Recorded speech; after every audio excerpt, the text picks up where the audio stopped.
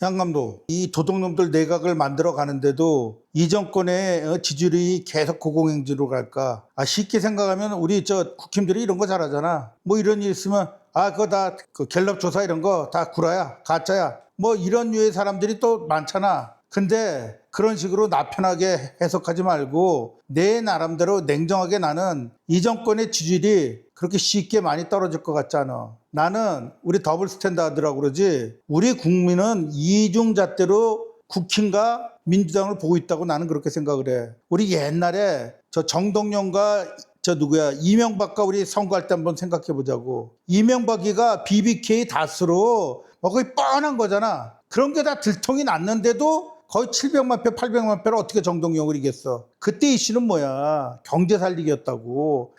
그래, 이명박이가 좀 이거저거 문제가 있어도 그냥 경제만 살려줘. 바로 그거로 인해서 이명박이가 됐다고. 그럼 또 한번 생각해보자 이거야. 윤석열은 어떻게 대통령이 됐냐고. 조국 사태 때문에 됐잖아. 그럼 왜? 조국 사태를 보니까 이건 너무 공명정당한 것 같지가 않아. 그러니까 어떻게 됐어? 그래, 윤석열을 뽑아서 나라를 깨끗하게 부정부패, 정의롭지 않은 자들 물러내고 공명정당하게 그런 정부를 한번 만들어보자. 깨끗한 정부. 그래서 윤석열을 준 거 아니야? 근데 윤석열이 나는 이 정권이 망가진 거에 뭐 이거저거 있지만 난 첫 번째로 누가 뭐라 그래도 강서구청장이야. 대법원에서 죄가 있다고 죄 지은 자라고 그렇게 이 선거를 때렸는데 잉크도 마르기 전에 어떻게 했어. 저것도 내가 대통령인데 바로 사면 복권했잖아. 그러고 저거 나갔잖아. 강서구청장. 그래서 떨어졌잖아. 그게 이 정권의 무너지기 출발이라고 생각을 해. 그리고 지금도 국힘 대선 때 나갈 때 행위 봐. 공명정대의 정반대의 길을 가고 있잖아. 국힘이.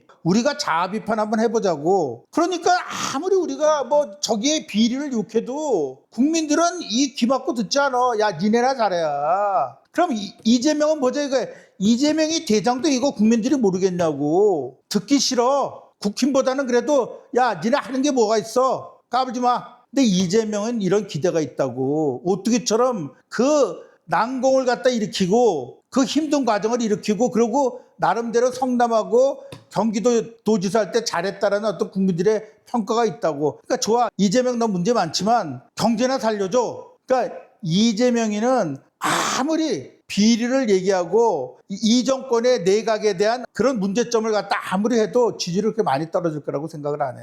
그리고 이재명이 그래도 시작할 때 대통령 임명되자마자 굉장히 프로페셔널하게 시작을 했다고 난 그렇게 봐. 일단 국민들 입장에서 보면 돈 뿌려 공짜 싫어하는 사람들 있어? 뭐 조사는 모사다 어쩌고 저쩌고 해도 공돈 생긴 기분인데 사람들 시켰냐고. 그리고 자영업자나 이런 사람들은 실제로 굉장히 궁핍하거든.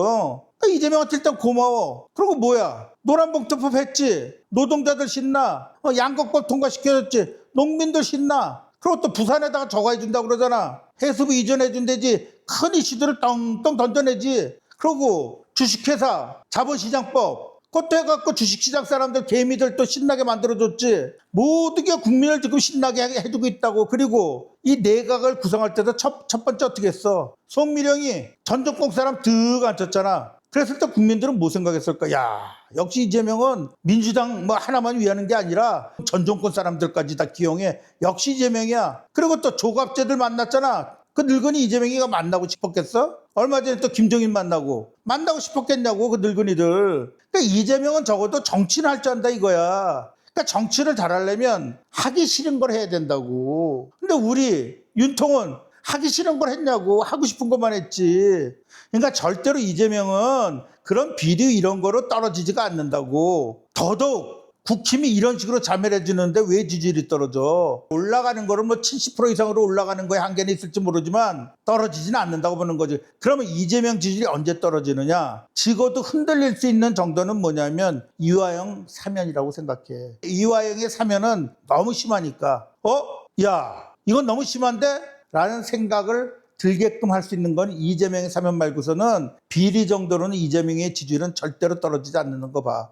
그러면 이재명의 지지율이 떨어지는 가장 큰 이슈는 뭐냐면 경제가 무너지면 떨어진다고 봐. 근데 지금 이런 식의 포퓰리즘 정책으로는 결국 경제는 망가질 수밖에 없다는 거지. 왜? 양곡법, 뭐 자본시장법, 뭐 노란봉투법 이런 것들이 전반적인 이 민주당 측 사람들한테는 좋을지 모르지만 기업하는 사람 입장에서 보자고. 대한민국에서 기업하고 싶겠냐고. 기업하는 사람들이 제일 좋은 건 뭐야? 간섭 안 받으면 좋잖아. 세금 덜 내고. 근데 기업하는 사람들이 계속 간섭을 많이 받아야 되고 하다못해 노동쟁의가 일어났는데 책임도 못 묻는 법이 노란봉투법 아니야? 기업하고 싶겠냐고. 그럼 계속 현대자동차 30자 공장이 미국 가듯이 계속 미국으로 공장은 도망가고 일자리는 없어지고 그리고 돈은 자꾸 바닥나고 그래서 내년 이맘때쯤 되면 경제가 무너질 수밖에 없다 이거지. 그러면 그때를 대비해서 우리 보수층들이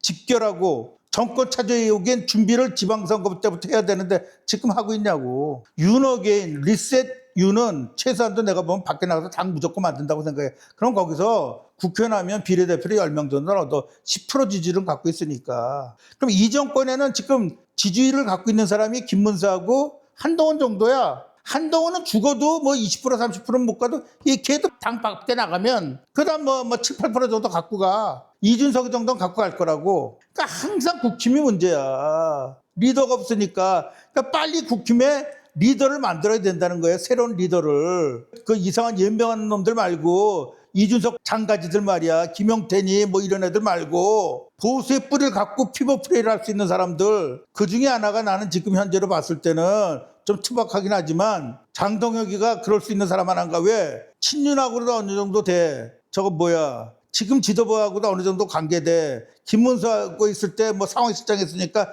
김문수하고도 어느 정도 관계돼. 그러니까 두루두루 인간관계부터 출발하는 게 또 정당 아니야? 수신제가 아니야? 그러니까 이 정권은 절대로 아무리 비리를 욕해도 비리로는 절대로 지지율이 떨어지지 않는다. 경제, 국방 이런 데서 이제 내년쯤 되면 하나씩 이 포퓰리즘으로서 생기는 그 구멍들이 나오기 시작할 거라고. 그때로 우리가 조금씩 하나씩 차근차근 스텝 바이 스텝 원 바이 원으로 준비해 가면 분명히 이렇게 지금 전부 절망적인 어떤 그런 상황 속에서도 새로운 씨앗을 심을 수 있을 거라 난 그렇게 생각해. 여기까지 시청해 주셔서 감사합니다. Thank you so much.